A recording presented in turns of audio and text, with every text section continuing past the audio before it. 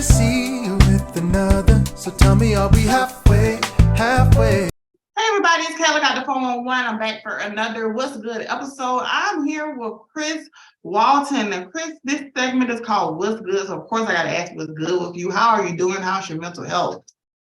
I'm good. I'm a little tired. You can probably tell on my voice. I've had 2 shows in the Yeah, last. you're a busy man. He's working you all. He's on tour. hmm But other than that, I'm feeling. So that's good. So, starting the new year, you're, already beginning a new tour. Like, what was the planning like last year, like gearing up for the new year and just starting out like on tour? A lot of artists, that's really bold to start a new year off. It's cold everywhere and you're doing a tour. So how was the planning? Yeah, so the planning was interesting. It was kind of based around my availability more so than anything. I just have a good chunk of time from when the new year starts until about spring where I'm sort of just off. So that's sort of where that came.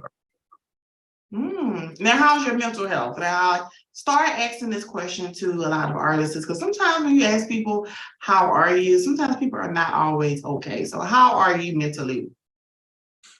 I think I'm okay. It is going to be a challenge being away from my home for so long. But I think I'll have good friends that are here with me. So yes. Now, do you have children or family back home that's kind of like, okay, because you have a few stops. I think you're in Atlanta. I'm in Atlanta. You're in Atlanta this week, right? yep. Wow. I have no friend. I have a girlfriend back home, but that's it. Oh, now is she going to come to some of the stops? Like, what is it like? How is it like dating and then going on tour? Like, does she come to stops or, she just lets you do your thing? She mostly lets me do my thing because she's a school teacher. But for the that are local, she can. Got it. Yes. Unfortunately, yeah, she's busy. Whenever the kids are on, she's there.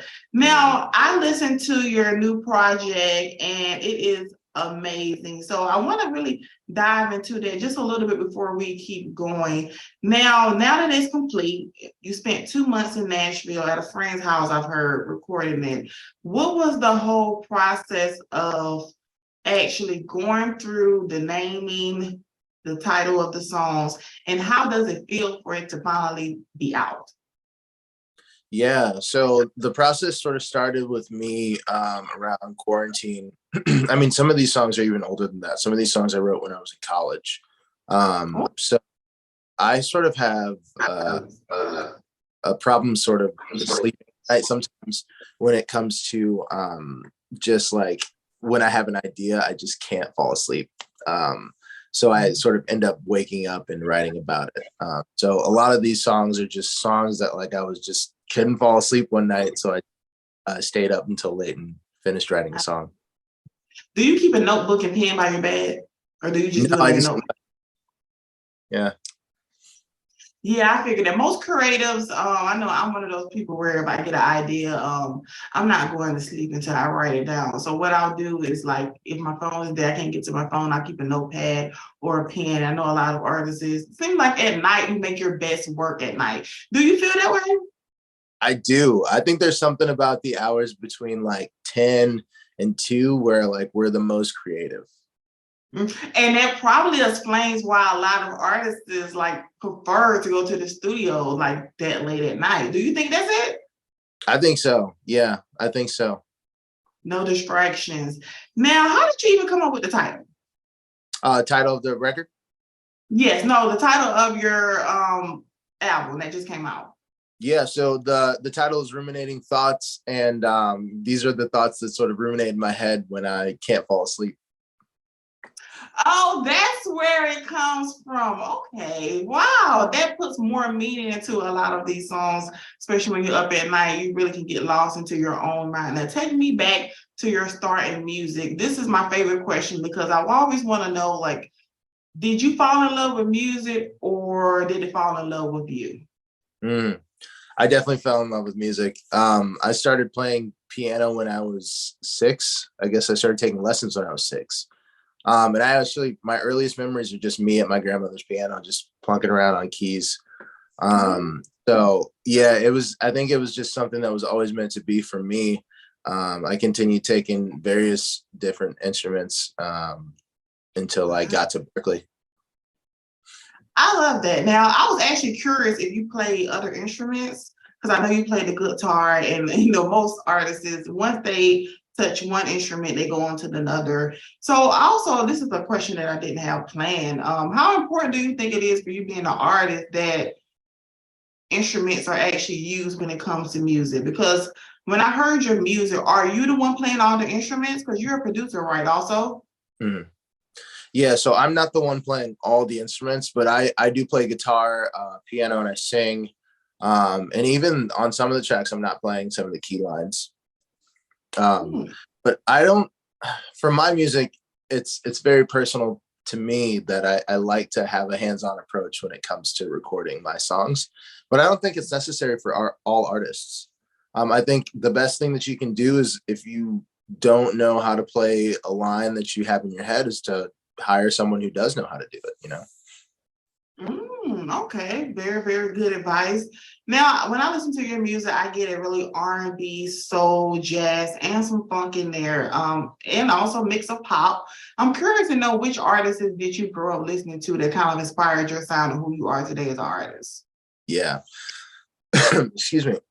I think actually it's kind of interesting because I didn't listen to a lot of music coming up when I was a kid. I mean, there's always music on in my household, but as far as like my taste, I listened to a lot of the stuff that I was playing, which was classical at the time.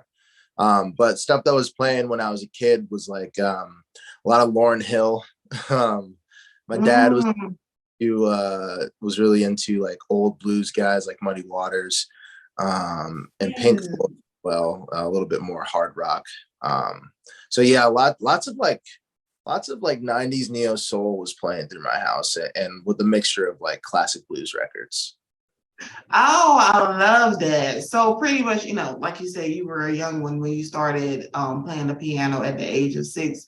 So your parents' music ended up influencing the music that you like today. Has it changed much? Because like for me, like I really like pop music, but nobody in my family was really vibing to that in the 90s. Are you born in the 90s? Yeah. Yeah, I feel like we had a really wide range of music, and I really feel like R&B back then, it was a type of R&B that really truly had meaning to. So I think your parents had a great playlist, and it definitely rubbed off on you well. Now, this is a question that I'm curious to know what you're going to say when it comes to your inspiration with your lyrics. You are very personal when it comes to your music. Is it all relatable to you, or do you pull it from your imagination? Like when you're writing and you're creating music, like where are you grabbing these information from? Yeah, so a lot of the stuff on this record is actually very personal to me. If I didn't live it, then someone else told me about it. So I lived it, right? But I try to make certain that people can relate these songs to instances and situations that they've experienced. That's always been my goal as a lyricist. Now, how is it when people listen to your music? I feel like there's some songs that always can take you back to a particular place and time, and even remind you of a particular person, ex, current, doesn't matter, people, what your situation is. So have you experienced any fans that love your music and they have a particular song, or shared any stories with you on how your particular song touched them? Yeah, actually, I have maybe one of my bigger fans. They got married to a song off of, or they did their first dance to a song off of my first EP called When You Need. Oh, that is beautiful. Like, wow. Now, let me tell you something. That's how you know you're legendary, when people are playing your when people are playing your music at their wedding. Because look at Brian McKnight. Like, Brian McKnight is always going to be well. John Legend's going to always be well. Even Sam Smith. Like, those particular songs are the type of songs where even if you want to chill and take a break from music and have children and chill, those music would carry you on. And I really wish more artists really focus on making those timeless records. That's the word I'm looking for. Timeless records. Now, speaking of timeless records, going to the studio, the intention of making a hit, or you just focusing on what you're feeling and putting it out there? Because we are in the time of trends. So what's your method and what advice would you give any up and coming artists who are in this and stuck and they don't know if they should make music for their heart, what they feel, or make trendy TikTok music? That's very. I think that you should. I think a modern artist nowadays needs to find a balance between both, right? As far as commercial viability is concerned. Now, if you're not interested in being commercially viable and you're interested in being maybe a little bit more niche and really focusing on what makes you special, I would say just follow your heart and make the songs that you like, because there are enough people out there to probably make it so that you can have a comfortable living.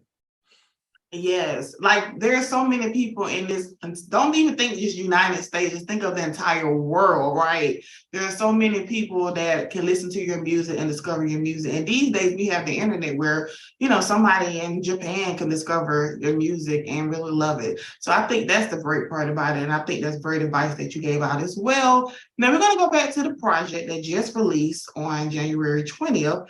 Now on the song Halfway Lovers, do you understand? I love that song. I listen to all of you all's music, but it's only a few of you all where I really go back to particular songs that I really love. Now, it talks about not wanting to be half loved by someone, okay, and wanting to know where you stand. As a male artist, your music is about love, emotions, heart. Your storytelling and you're being vulnerable about it. Now, how important is it for you as an artist to stay true to being vulnerable in your music, which is not really common these days for men to be vulnerable and say, I'm heartbroken, I miss you? I think it's very important for me because, I wish I always idolize the people that do that sort of thing. Like, I love Stevie Wonder. He talks about heartbreak and loss. I love Marvin Gaye, and he talks about heartbreak. I don't think there's as men, we typically get boxed into this macho sort of stereotype, and I don't think it needs to be.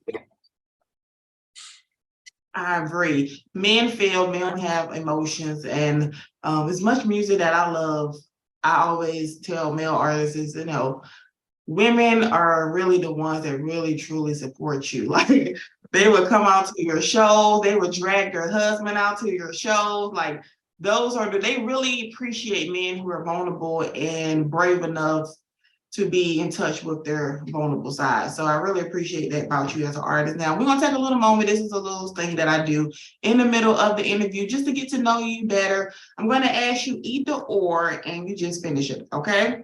Okay. Now the first one is coffee or tea? Coffee. I thought you was gonna say both.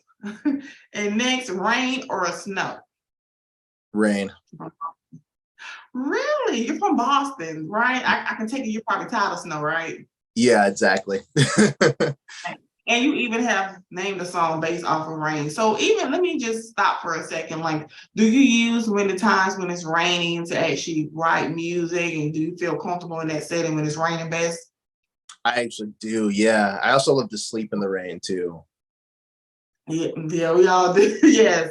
Next, freestyle or pen? Penned.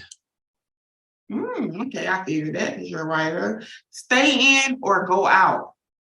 Stay in. Okay. And favorite place to write? Alone. Okay. First person you call with good news? Ooh, that's a hard one. You can pick three. Okay. I need to call my girlfriend, of course. I need to call my mom, and I need to call my manager. Okay. Now, one place you wish you could visit on tour in the future. We're going to manifest that so it can come true. I'm trying to go to London, UK, out into the UK. Yes, they're really big on these festivals, and I really feel like they truly appreciate festivals and independent artists. I definitely see that for you in the future. Now, we talked about your support system. You named 3 people that you would call good news. How has it been? You just put out an album, you're going on tour. Like, how has the support been from your family and friends? Because sometimes people don't always get the support until they actually make it. How is it on your end? It's actually been really great. Yeah, lots of shout outs from my family. We have a group chat going on. I got quite a few mentions, lots of Facebook reshares and all that. So I'm very happy. Yes, that's amazing. So being on tour, you're an independent artist, or are you signed? Yeah, independent. Ooh, so being an independent artist, planning your own tour. Now, what are the do's and don'ts that you have learned that you could share and give wisdom to other artists who maybe want to plan a tour, they just don't know how to start and they may not have the money for it? Yes. So what I would say is number one, find someone I have a manager. I am independent, but I have a manager that helps me with like a lot of stuff. So if you're struggling in a certain area, as creatives, a lot of times we are very good at being creative, but not so great at the other stuff. So find someone who's really good at the other stuff to help. Yes, when it comes to, I don't know why that is. So did you have that issue? Because even as a creative myself, when it's time to talk about business, I'm like, it's too much for me. It's too much. Did you have that issue, and is your manager somebody that you already knew or somebody that you seeked out? Because Chris, there is another side to this industry, and a lot of people get done over a lot. People take your money, they do all types of promises. So how did you come across finding your manager? So for me, I was looking for a manager for a while, and I met so many people that were just so shady, and they would just vibe you so hard, like you tell them like who you're interested in as like artists that you like, and they're like, those people aren't even relevant.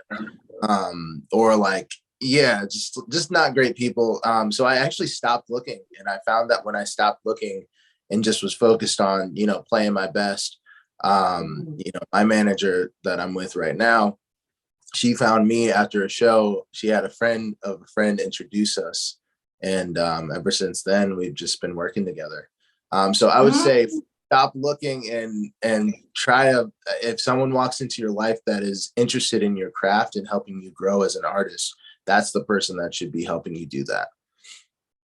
Great advice. I think, yeah, that is perfect. That's even some advice that I'll probably even take for myself. Just do you, and the right people that truly support you and believe in you, they'll come to you naturally. And I feel like those relationships tend to bloom. Now, what's 3 things about Chris? Okay, I'm talking to third person, that you want someone to know about you. Now, let's say someone listens to your song, they're like, wow, I really love his music, but I don't know much about him. What's 3 things you want to leave them with?